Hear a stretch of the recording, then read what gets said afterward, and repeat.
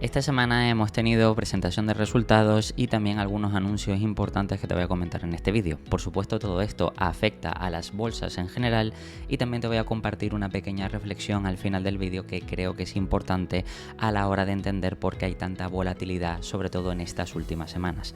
En primer lugar, te quiero hablar de lo que ha pasado en el Banco Central Europeo o más concretamente en la zona euro con los tipos de interés, que aquí se ha subido al 2,25 los tipos de interés. Aquí puedes ver todas las noticias, principalmente los motivos de esta subida son claros. Aquí puedes ver que el repunte ha sido sostenido de la inflación provocado por la guerra en Oriente Medio y el encarecimiento de la energía.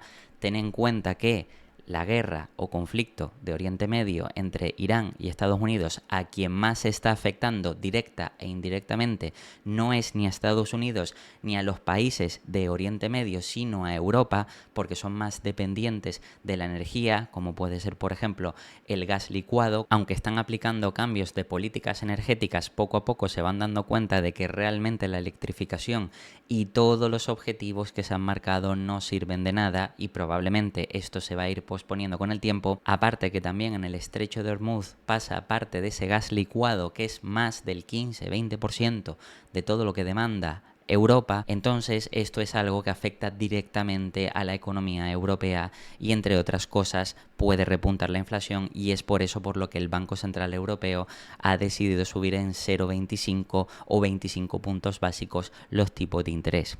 Entonces, por una parte tenemos la crisis energética ocasionada por Oriente Medio, claramente, luego la revisión al alza de las previsiones de inflación. Lógicamente esto puede derivar en subidas de inflación que pueden afectar cada vez más negativamente, y si la inflación sigue subiendo y se sigue descontrolando, la única manera, o por lo menos la más directa, es la subida de tipo de interés. Luego el riesgo de efecto de segunda ronda, como sabes, se sube la inflación y se termina enquistando, también podría afectar a alimentos, a bienes industriales y servicios, y no solo por el problema de la energía, que como sabes gran parte de la economía básica depende de la energía, y si la energía pues se dispara en cuanto al precio por inflación, por costes, etcétera, también terminará afectando directa e indirectamente al resto de sectores, industrias o empresas. Y por último y más importante es el empeoramiento del crecimiento económico que se ha registrado en Europa en los últimos años. Como sabes, y es verdad que esto da para un tema o un debate aparte, Europa lleva aplicando malas políticas durante muchísimos años y prueba de ello es la dirección hacia la que vamos. Mientras otras economías, otros países siguen avanzando a pasos agigantados, Europa parece que se queda atrás. Y eso, al final, de forma objetiva, lo que hace es que empeore la calidad de todas las personas que viven en Europa, de todas las empresas, de todos los emprendedores, y por supuesto que la economía se resienta. Si se resiente, pues ya sabes, menos crecimiento, menos sueldo base, y esto genera y deriva en otros problemas. Aquí, por ejemplo, puedes ver uno de los problemas por los que está pasando ahora mismo Europa, precisamente por las políticas europeas que se están llevando o esas ideas de iluminados. Pues fíjate que la vivienda también ya se está buscando la excusa de que por la subida de tipo de interés quizás pues podría ser más difícil acceder a una vivienda por la subida de hipotecas, porque como sabes con las hipotecas los tipos de interés suben y se vuelve más inaccesible, pero ya de por sí se han encargado de hacer que la vivienda sea más inaccesible. Y aunque sí es verdad que el 2,25 no es tan preocupante de por sí, el problema no es ese, sino el problema es todos los problemas que están derivando de las malas políticas que a su vez están empeorando una situación que realmente podríamos pasar de otra manera. Lo cierto es que si empeora la vivienda, como estamos viendo, si empeora también pues la inflación, si empeora también por subida de costes, no suben los salarios acorde a cómo sube el nivel de vida, o sea, todo esto al final termina afectando a familias, a empresas, y al final la economía europea se puede terminar viendo afectada. Y por supuesto, aunque a corto plazo puede que no lo veamos, sí es verdad que con el paso del tiempo podemos ver cómo también algunas empresas europeas puedan estar sufriendo en ese corto y medio plazo. Así que bueno, si bien esto no es una noticia tan negativa, el problema es que el cúmulo de noticias te hacen ver que la dirección hacia la que vamos no es la más positiva. Luego, si cambiamos de tercio y hablamos de resultados de empresa, tenemos dos empresas que, bueno, más que presentar resultados, una ha sido Oracle, que sí ha presentado resultados, resultados. Y luego está el caso de SpaceX, que esto da también, como te digo, para un vídeo aparte, pero lo quería meter aquí precisamente pues para hacer reflexionar a los inversores. En primer lugar, con el caso de Oracle es muy sencillo. La compañía ha caído un 15% presentando unos muy buenos resultados. ¿Qué es lo que pasa?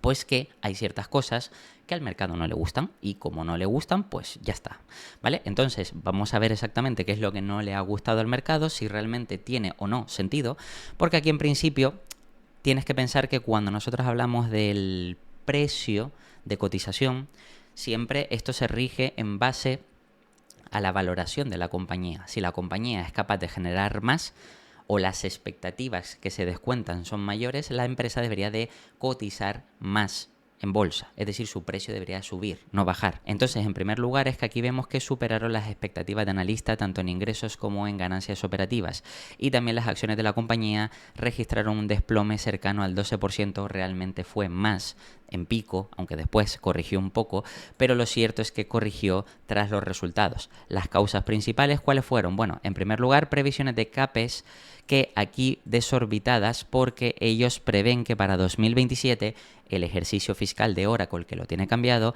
esperan gastar aproximadamente entre 90.000 y 95.000 millones de dólares. Que esto lógicamente es la misma retórica que por ejemplo puede ser las empresas como Alphabet, Meta, Microsoft, todas estas que también están haciendo fuertes inversiones en inteligencia artificial, pues Oracle no se va a quedar atrás porque también dentro de su nicho también necesita seguir invirtiendo para absorber toda la demanda.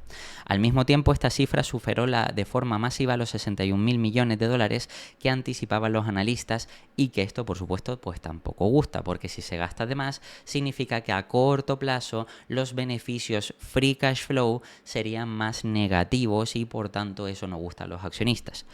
Cuando aquí, bueno, aquí habría que plantearse realmente ese free cash flow para qué sirve. Pero bueno, eso es otro tema.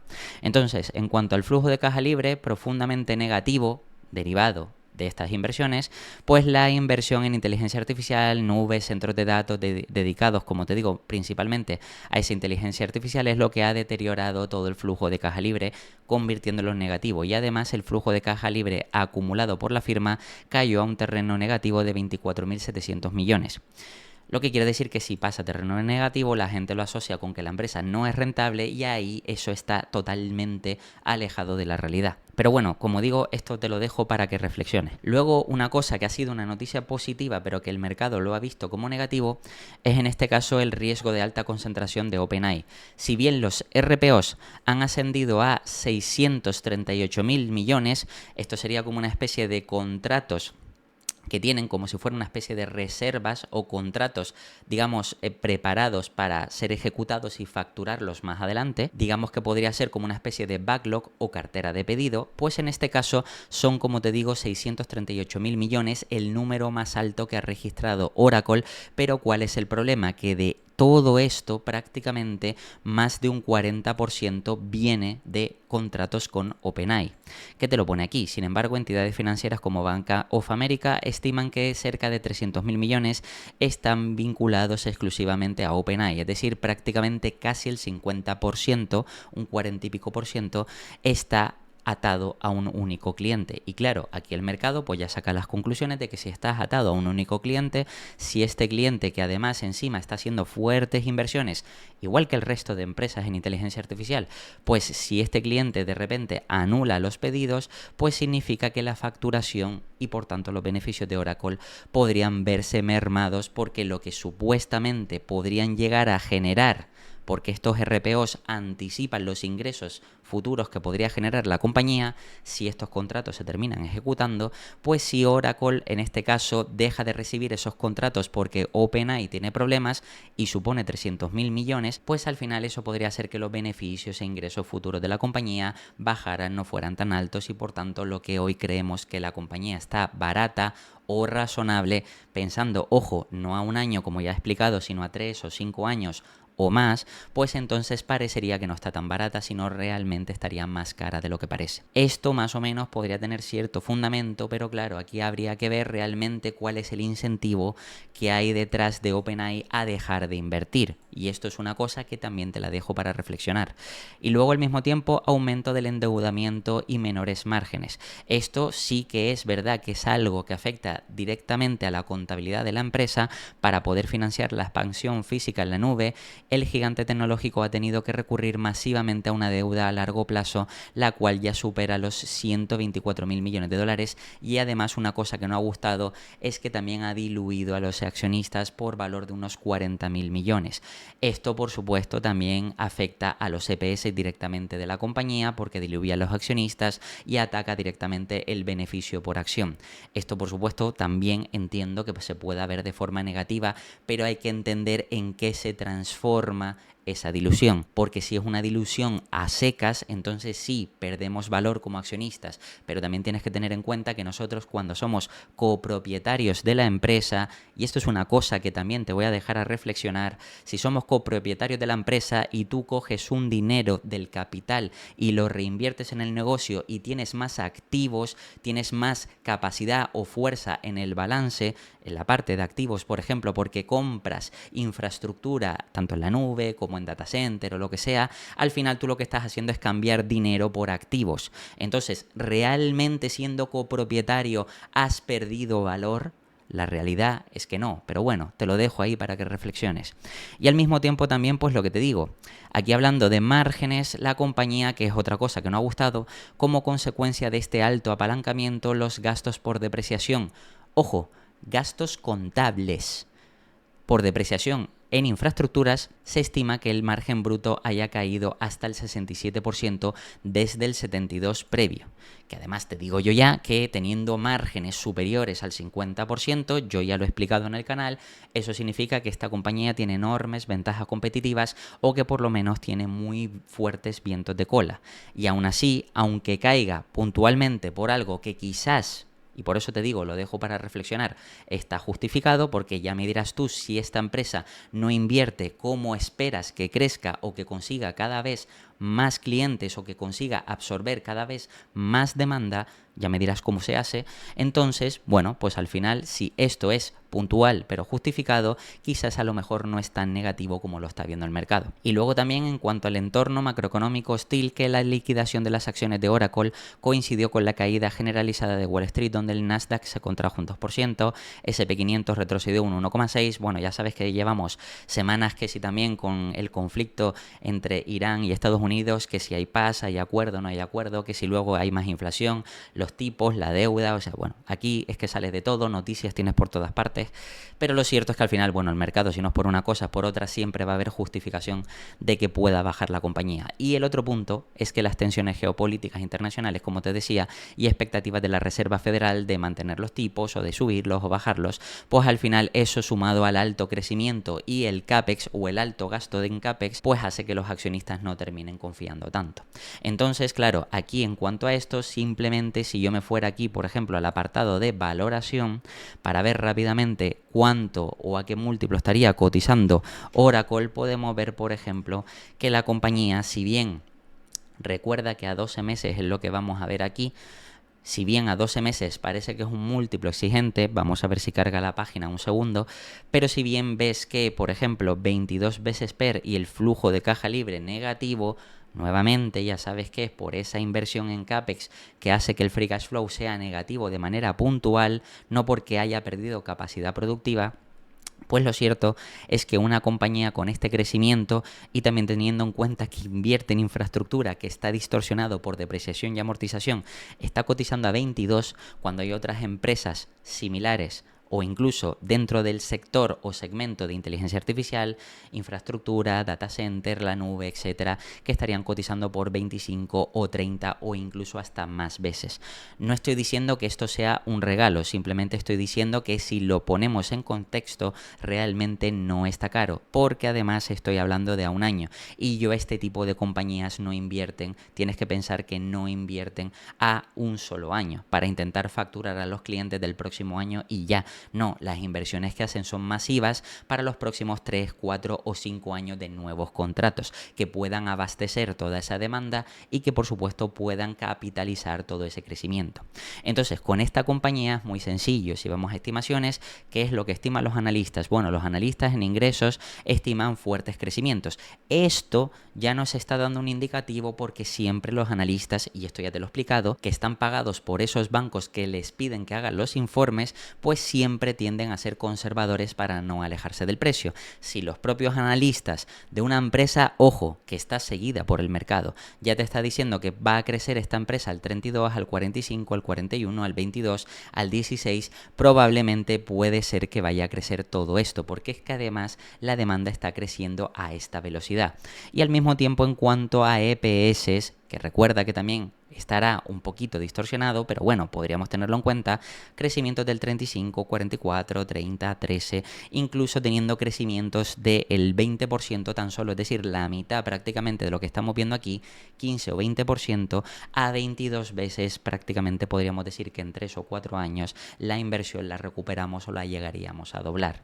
Por tanto, con este tipo de compañías, si bien es verdad que podrían pasar muchas cosas, pues sí, que OpenAI deje de invertir, pues sí, que a lo mejor pase algo y que se ralentice la inversión en inteligencia artificial, podrían pasar muchas cosas, pero lo cierto es como te digo, ¿tú crees que de aquí a 5, 10 o 15 años se va a dejar de invertir en inteligencia artificial, en infraestructura en la nube, en data center, etcétera? Pues claro que no. Al final hay que entender cuando un sector tiene enormes vientos de cola y la realidad es que hay una demanda tangible que ahora mismo necesita que haya cada vez más oferta, que las empresas aumenten su capacidad productiva, y es aquí donde invertir en Oracle sí tendría sentido.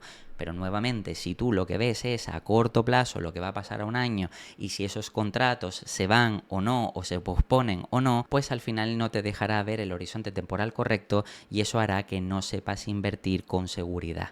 Y por último vamos a ver la empresa de SpaceX, que como sabes es una empresa que ha salido a bolsa, una empresa de Elon Musk, donde había muchas expectativas y que salió a cotizar este mismo viernes, y puedes ver que aquí tuvo una subida final al cierre de mercado del 19, pero lo cierto es que llegó a subir más de un 25%.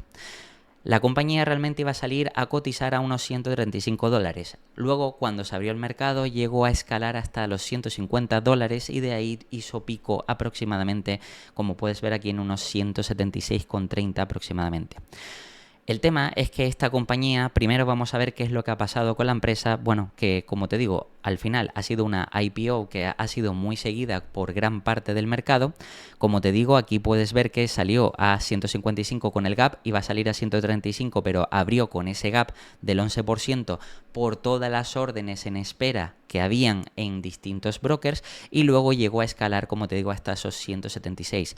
La valoración de empresa llegó a ser de 2,1 billones de dólares, y ojo, billones, pero en este caso europeos, serían trillions de dólares, que es como realmente habría que mirarlo. Por tanto, es una auténtica salvajada porque de golpe esta IPO pasó a ser una de las empresas del top 10 de mayor capitalización a nivel global. Y luego, como hito histórico, hay 2 puntos, aquí te comentan uno, y es que superó el récord previo de la petrolera Saudi Aramco de 2019 con 25.600 millones, es decir, que la capitalización de SpaceX fue muy superior, pero es que también en cuanto al récord de beneficios captaron 75.000 millones de dólares, lo que quiere decir, como sabes, que al sacar la bolsa, si hay mucha demanda de esas acciones, la empresa coloca todas esas acciones, por tanto capta financiación, y esto pues por supuesto puede ayudar al crecimiento de la empresa. Ahora, si seguimos bajando, también tienes que ver que esto ha afectado positivamente y de forma indirecta y directa a Elon Musk, convirtiéndolo en el primer trillonario de la historia. Y si bajamos un poco más, podemos ver, por ejemplo, cómo la estructura de oferta, la demanda masiva, como puedes ver aquí, el libro de órdenes que se registraron de solicitudes superaron los 350.000 millones, sobrepasando por más de 4 veces la oferta disponible. Que esto es una estrategia que también hizo Elon Musk junto con el equipo directivo de sacar simplemente acciones en circulación equivalentes al 4% para que la demanda superara por mucho la oferta y eso hiciera que los precios subieran. Pero esto, como te digo, da para otro vídeo. Aquí, si te fijas en cuanto a la distribución de acciones, como digo, el 70% de la colocación se asignó a inversores institucionales del largo plazo y fondos soberanos, mientras que el 30% se reservó para inversores minoristas. De eso dentro de lo que se sacó a cotizar. Y luego, por supuesto, en plataformas como Trade Republic, Revolut, etcétera, pues al final se ofrecían incluso hasta mercados secundarios, fracciones de acciones y digamos que la locura fue masiva. Al mismo tiempo también el valor en mercado, aquí luego también digamos que la IA nos hace un resumen de el valor de SpaceX a mercado, pero lo interesante no es esto, sino que yo le he hecho una pregunta adicional y es a qué múltiplo salió a cotizar de EV Ventas y PER. También dime cuándo se desbloquearán las acciones para que puedan vender los insiders. Que bueno, aquí no se ve, pero si te lo abro un poco puedes ver exactamente la pregunta que le he hecho.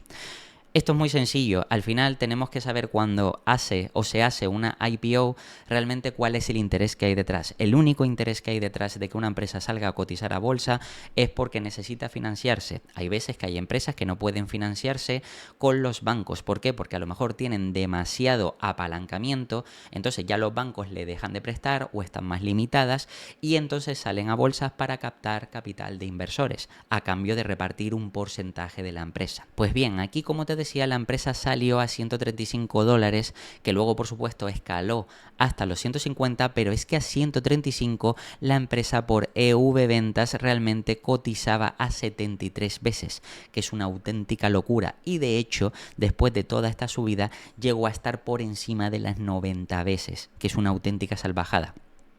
Y luego, claro, en cuanto al PER, el PER es inexistente porque el múltiplo es negativo, es decir, que esta empresa está cotizando en negativo de múltiplo PER porque genera pérdidas netas, es decir, que el beneficio neto, el beneficio contable es negativo y por tanto podríamos decir, es verdad que hay que hacer ciertos ajustes, pero podríamos decir que esta empresa no es rentable. Si bajamos un poco más, podemos ver aquí como los múltiplos de valoración por EV Ventas, aquí ves que se situó en las 94 veces respecto a su facturación histórica de 2025, 73 veces basándose en el consenso de ingresos. Ojo, ingresos no beneficios, estimados a un año vista de 22.000 a 24.000 millones para el cierre de 2026. Es decir, que aún teniendo en cuenta los beneficios futuros, sigue estando a 73 veces, que es una locura, ventas, que no beneficios. Y luego este ratio supera drásticamente al resto de megatecnológicas al promedio de 16 veces, como por ejemplo Tesla, que ya de por sí siempre se ha dicho que Tesla está carísima. Pues imagínate si 16 veces ventas es carísimo, pues imagínate lo que se puede llamar 73 o 94 veces. Pues bien, pero aún así la euforia y la fiesta no para. Entonces, en cuanto al PER, y aquí hablamos de beneficios y es una parte importante, si bien dentro de SpaceX hay distintos segmentos y Starlink es, digamos que el segmento más rentable, lo cierto es que en términos generales tenemos que analizar la estructura completa. La empresa genera un balance negativo, 4.300 millones en negativo en el primer trimestre de 2026, provocados por las masivas inversiones en los centros de datos de XI, que sería en este caso pues la parte de inteligencia artificial de la aplicación de Twitter o X y luego también las inversiones en satélites. Todo esto, por supuesto, son inversiones que generan pérdidas y es verdad que esta compañía está haciendo fuertes inversiones pensando de cara a futuro a costa de mermar el beneficio contable a corto plazo. Si bien bajamos aquí al calendario de desbloqueos de acciones, que también esto es otro punto importante, y aquí tienes que entender que nos interesa estabilizar el mercado, saber cuándo se igualará la presión entre oferta y demanda. Ahora mismo con la salida de SpaceX tienes que entender que gran parte de los insiders tienen por regulación bloqueadas sus acciones, es decir, que según sale al mercado no pueden venderla para no provocar un colapso, sino tienen que pasar una serie de hitos o una serie de tiempo, que eso es lo que veremos a continuación, y ahí es donde realmente veremos cuando se iguale la oferta y la demanda, realmente si hay más presión de oferta, es decir, que la acción caerá, o más presión de demanda, es decir, que la acción subirá. De entrada hemos visto que al principio la acción ha subido, es decir, que han habido muchos más compradores que han intentado ejecutar órdenes de compra y por supuesto al no haber acciones suficientes, la demanda al ser mayor, pues el precio sigue subiendo. Entonces, aquí fíjate que la estructura es la siguiente. No se aplicará el típico bloque rígido de 180 días. Normalmente por regulación siempre a los 6 meses es cuando los insiders pueden vender sus acciones. Curioso que con esta acción, que también hay muchas empresas detrás y muchos insiders, no se sigue el protocolo habitual, sino es algo diferente. El esquema que se implementa de desbloqueo escalonado mediante válvulas de liberación va a ser el siguiente. El primer tramo, tras los resultados del Q2 de 2026, es decir, en el siguiente trimestre, dentro de 3 meses, los insiders elegibles podrán vender hasta un 20% de sus acciones. Es decir, que parte de esas acciones bloqueadas se desbloquearán el 20%, lo que quiere decir que ya añade más cantidad de acciones en circulación, porque ahora mismo están bloqueadas. Eso ya es más presión vendedora, al menos al 20%. Luego tú piensas que el bono de rendimiento inmediato, si aplica, se libera un 10% adicional si la acción cotiza un 30% o más por encima. Piensa que en su primer día prácticamente superó el 20%. ¿Cuánto tiene que pasar para que suba un poco más hasta ese 30%? Ojo, desde el precio de salida, pues realmente queda muy poco. Y aquí puedes ver cómo por encima de 175,50 o superior es el precio indicativo, porque a partir de ahí sería que durante 5 o 10 días hábiles consecutivos, pues podrían vender ese 10% adicional. Luego también lo que sería por conteo, es decir, que a diferentes días, a diferentes fechas, se va desbloqueando que puedan seguir vendiendo, y aquí por ejemplo se va desbloqueando el 7% de las participaciones de manera fija cuando pasen 70 días, 90 días, 105, 120 y 135 días. Es decir, prácticamente todo esto va a ocurrir en menos de 6 meses, porque como ves, la ley te decía normalmente que a 180 días es cuando los insiders, digamos, que podrían vender para proteger a los inversores particulares, pero ahora, curiosamente, parece que esa ley se ha olvidado. Entonces, ¿qué es lo que pasa? Que esto, en los siguientes meses, a medida que la euforia siga subiendo, curiosamente va a haber alguien o muchos institucionales que van a tener la capacidad de vender una acción que ya está, no cara, carísima, y que encima sigue subiendo porque como hay una oferta limitada y una demanda mucho más alta, el precio seguirá subiendo, significa que esos insiders poco a poco podrán ir colocando sus acciones en el mercado a un precio desorbitadamente elevado. Es decir, claro, ellos como inversores, ellos como institucionales, como bancos, como empresas, pues al final estarán viendo que esto les dará unas cuantiosas ganancias. ¿A costa de quién? Del inversor particular que no entiende lo que está pasando. Si bien estamos viendo que esto se irá desbloqueando con el tiempo, y curiosamente lo primero y lo más llamativo es lo que te digo, que han cambiado la ley aposta para esta transacción o IPO concretamente, que no es lo habitual, pues fíjate que si bajamos hay más tramos de desbloqueo. Tras resultado del Q3, otro 28%. Desbloqueo final total, los remanentes ordinarios de los primeros empleados se liberarán por completo al cumplir los 180 días. Es decir, si estamos en junio, prácticamente de aquí a diciembre no va a parar de crecer la presión de oferta, es decir, de cantidad de acciones en circulación. Es decir, que va a haber más presión a la baja. Y por tanto, si tú de entrada ya estás pensando en entrar en esta compañía, vas a tener todos los vientos en contra. Ya de por sí, en mi opinión, creo que estarías cometiendo un gravísimo error entrando en una empresa así, porque es que ni siquiera es una apuesta. Porque por lo menos en una apuesta tú tienes probabilidades o posibilidades o suerte. Aquí es que tienes todo en contra. Realmente, por lo que se ve, por lo menos de aquí a 6 meses, que ojo, no te estoy hablando lo que será esta empresa a 5 o 10 años, porque probablemente si esta empresa sigue mejorando, que tiene que mejorar mucho, por cierto, porque ni siquiera genera beneficios, pero si siguiera mejorando y las inversiones dieran sus frutos, pues yo no estoy discutiendo que a lo mejor a largo plazo, más de 5 años, pueda ganar dinero. Lo que sí que te estoy diciendo es que es una certeza de que a corto plazo es muy fácil que pierdas dinero. Si inviertes al alza. Otra cosa diferente si te posicionaras bajista, que eso ya es otro debate y te lo dejo para reflexionar. Pero de momento aquí tienes que entender que tú, a medida que vaya pasando el tiempo, vas a tener cada vez más las acciones en tu contra, porque cada vez va a haber más insiders, que no son 2, ni 3, ni 4 duros, sino son precisamente miles de millones los que van a entrar a mercado como presión vendedora. Y eso, si al final tú estás comprando y hay miles de millones que están vendiendo, pues al final el precio va a tender a bajar. Si tú vas a comprar creyendo que compras barato, pero la empresa va a seguir desplomándose. Y perfectamente piensa una cosa, esta compañía a 135, precio de salida, ya salió a un múltiplo disparatadamente alto. Pero es que encima está más por arriba. Si todos estos insiders vendieran y se equilibrara oferta y demanda, que al final tú piensas que cuando el precio se estabiliza es porque hay más o menos una presión de venta y de compra similar, entonces ahí el precio se estabiliza, pero mientras no ocurra eso, estamos en un activo financiero de muchísima volatilidad, pero volatilidad que irá en tu contra.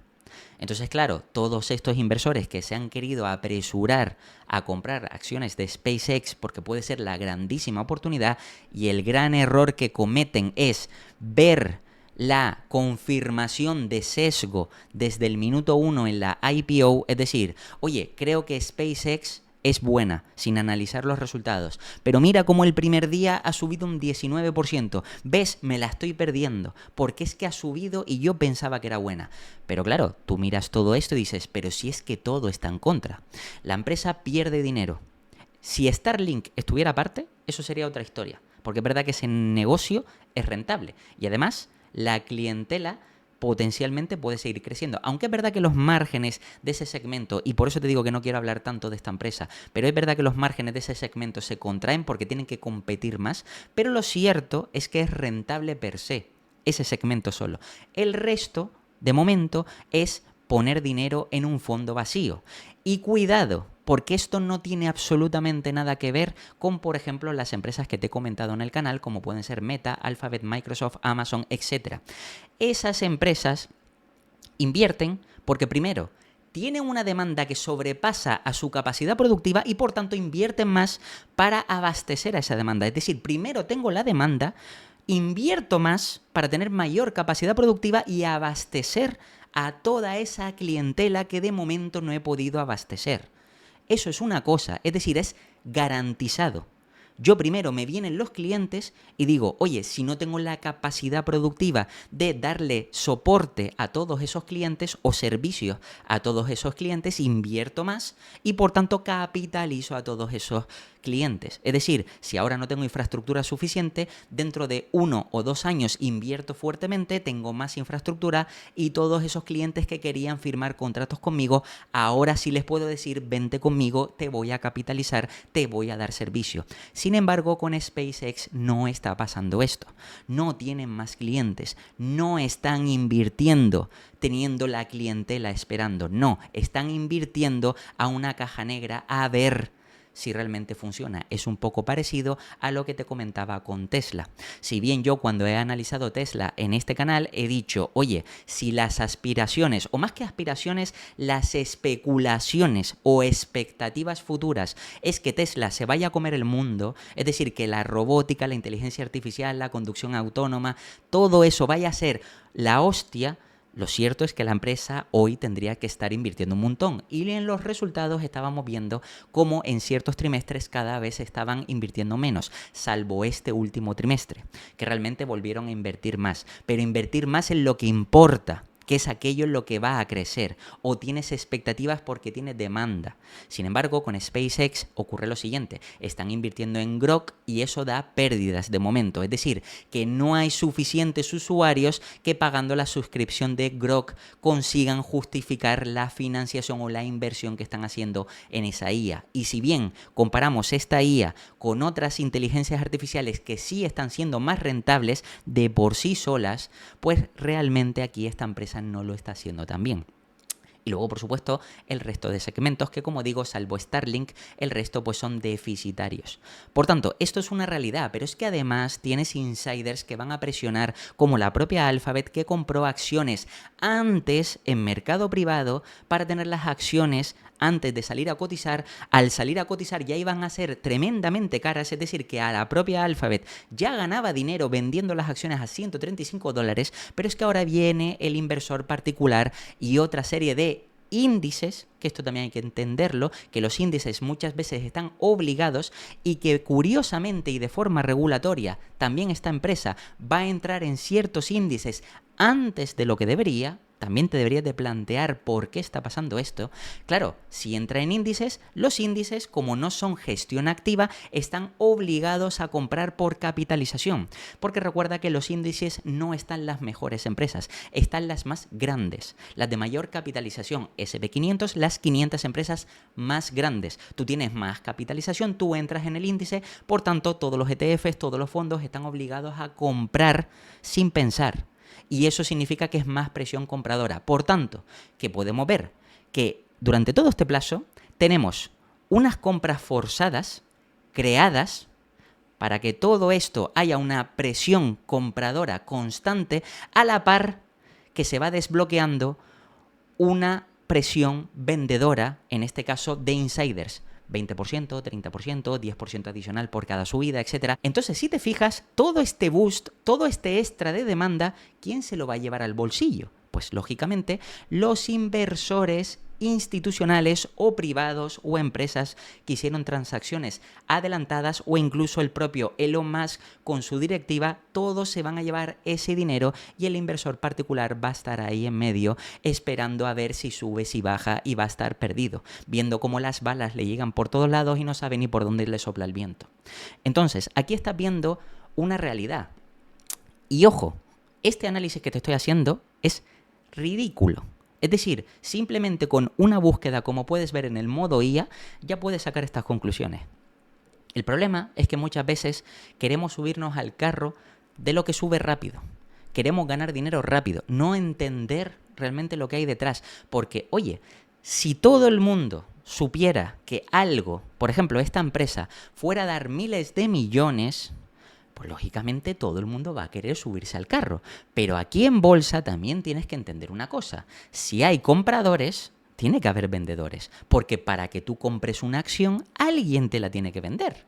Entonces, ¿a quién le interesa que haya más compradores? Pues al que tiene ya acciones y que por supuesto quiere venderlas al precio más alto posible. Por tanto, si yo incentivo a que haya más demanda, el precio subirá y podré colocar mis acciones a un precio más caro. Y aunque yo tenga que, por ejemplo, si soy insider, venderlas más tarde, ¿por qué te crees que al principio solamente se ha sacado el 4% de acciones en circulación disponibles para todos los inversores particulares? Precisamente por eso, limito la oferta, la demanda va a ser muy superior, el precio va a subir y a medida que se vaya liberando la oferta, también eso, junto con la capitalización forzada de inicio, se compensará con la introducción en índices, ETFs, etcétera, lo que permitirá a todos estos inversores darles una salida con muchísimos beneficios. ¿Quién está ganando en esta operación? ¿Tú? ¿Yo? No, no estamos ganando ninguno. Y eso es lo importante. Por eso, como te digo, al final, si yo viniera aquí a Ticker y pusiera SpaceX, realmente lo único que te puedo decir es lo siguiente. Toda valoración que veas aquí de esta empresa es totalmente absurda. Todo lo que estás viendo aquí de revenues 49, porque encima los analistas de Ticker proyectan que el crecimiento de ventas, no beneficios, de ventas, será todavía más alto, por eso el múltiplo es más bajo. Eso significa que, claro, si esta empresa sigue creciendo las ventas, pero no tiene beneficios, ¿quién se lleva los beneficios? Y además, piensa otra cosa, si tú ya eres seguidor de Elon Musk, es muy sencillo ver o ir al Financial, y si no lo tienes ahora, también puedes ir a los reportes trimestrales o anuales pasados que reportó la empresa, y aquí simplemente puedes ver cómo se financia la empresa. Oye, tenemos datos de 2025 y 2024. Oye, qué casualidad que han emitido acciones. Y al mismo tiempo no solo emiten acciones, que miras en Tesla y también han ido emitiendo acciones. Y si la compañía está cara, realmente se están financiando ellos regalado. Es decir, los inversores le dan dinero para que la empresa crezca. Por tanto, si la empresa crece, el que es dueño de esa empresa principalmente, que en el caso de SpaceX los accionistas solo tenemos a disposición el 4% ahora mismo, por tanto los que tienen el mayor porcentaje de la empresa son los que se están enriqueciendo, porque sus acciones globales valen muchísimo más. Y a medida que se vaya liberando, pues eso significa que van a conseguir más beneficios, y encima la financiación de los inversores hacen que ellos prácticamente no tengan riesgo. Entonces, nuevamente te digo, si tú ves estos datos y ves que es una empresa que prácticamente aquí podemos ver que está todo en rojo, ¿qué valoración vas a hacer? Ninguna. Tú tienes que esperar a ver que esta empresa sea rentable. Y además, te digo otra cosa, probablemente esta empresa dentro de 3, 4, 5, 8 trimestres no pase a ser rentable, si es que pasa a ser rentable. Pero ¿sabes qué? Todos los insiders, todos los institucionales importantes, todos los que han invertido de forma privada ya habrán estado fuera multiplicando su inversión por 7, por 8, por 10, por 20, por 50 veces. Mientras que tú luego te quedas aquí a ver si sube la acción. Entonces, la pregunta es, ¿quieres jugar o quieres invertir? Y nada, esto ha sido el vídeo de esta semana, espero que te hayan gustado las reflexiones y como siempre te voy a dejar aquí 2 vídeos para que sigas aprendiendo, te puedes suscribir y dejarme un comentario y nada, nos vemos en el próximo.